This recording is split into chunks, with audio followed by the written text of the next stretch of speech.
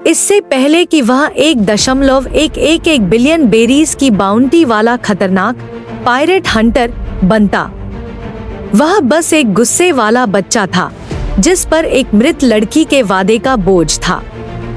आज हम ब्रेकडाउन करने वाले हैं रोरोनोआ ज़ोरो की उस अटूट वफादारी को, कैसे एक बचपन के हादसे ने उसे एक शैतान बना दिया और कैसे वह एनीमे इतिहास के सबसे दर्दनाक पल से जिंदा बच निकला।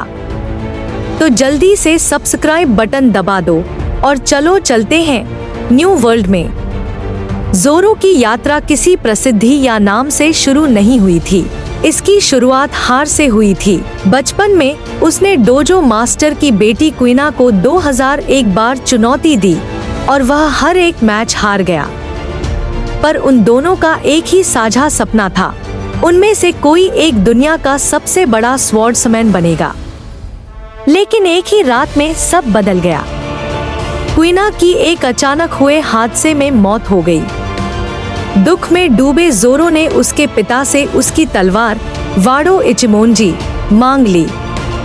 उसने कसम खाई कि वह क्वीना की आत्मा को दुनिया के सबसे ऊंचे मुकाम पर लेकर जाएगा और इसीलिए उसने अपनी प्रसिद्ध 3 स्वॉर्ड स्टाइल 3 तलवार शैली विकसित की ताकि क्वीना की आत्मा भी उसके साथ लड़ सके।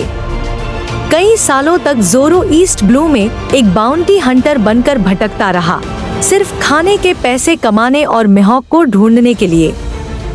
पर सब कुछ बदल गया जब मंकी डी लूफी ने उसे मौत की सजा से बचाया। ज़ोरो ने पहले ही लूफी को चेतावनी दी थी, अगर तुम मेरे सपने के बीच में आए तो मैं तुम्हें काट दूंगा। लेकिन वह घमंड तब चूर चूर हो गया जब मिहोक ने उसे पूरी तरह से एक तरफा हरा दिया। अपने ही खून में लेटे हुए ज़ोरो ने एक दूसरी कसम खाई, इस बार अपने लिए नहीं बल्कि अपने कैप्टन के लिए। उसने लूफी से वादा किया कि वह अब कभी नहीं हारेगा। ठीक उसी पल से ज़ोरो ने सिर्फ अपने सपने के लिए लड़ना छोड़ दिया। वह लड़ने लगा लूफी को पायरेट किंग बनाने के लिए। अब आती है थ्रिलर बार्क में उसकी वफादारी की सबसे बड़ी अग्निपरीक्षा। जब पूरी क्रू चालक दल बेहोश थी और लूफी मौत के करीब था, तब वारलॉर्ड कुमा वहां लूफी का सिर लेने पहुंचा। ज़ोरो, जो पहले ही पूरी तरह टूट चुका था, उसने कुछ ऐसा किया जो कोई सोच भी नहीं सकता था। उसने अपनी तलवारें नीचे डाल दी।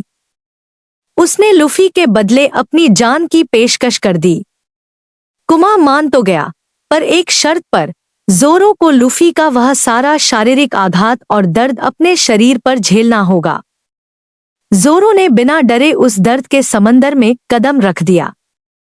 जब संजी ने उसे सिर उठाकर खड़ा देखा, ऊपर से नीचे तक खून में डूबा हुआ, और पूछा कि क्या हुआ, तो ज़ोरो ने एनीमे इतिहास की सबसे ठंडी और दमदार लाइन बोली, कुछ भी नहीं हुआ। उसने लूफी की जान भी बचाई और इस बलिदान को दुनिया के सामने छुपाकर क्रू का हौसला भी टूटने नहीं दिया। ज़ोरो की इस वफादारी की कीमत सिर्फ खून नहीं थी, इसमें उसका आत्मसम्मान भी दांव पर था। 2 साल के टाइम स्किप के दौरान जब उसे एहसास हुआ कि वह न्यू वर्ल्ड में लूफी की रक्षा करने के लिए बहुत कमजोर है, तो ज़ोरो ने अपना इतना बड़ा अहंकार किनारे रख दिया। वह अपने सबसे बड़े प्रतिद्वंद्वी ड्रैक्यूल मिहोक के सामने घुटनों पर बैठ गया और उससे ट्रेनिंग देने की भीख मांगी। मिहोक हंसा, क्योंकि उसे समझ आ गया था कि ज़ोरो को अपने अहंकार से भी ज्यादा प्यारी कोई चीज मिल गई है।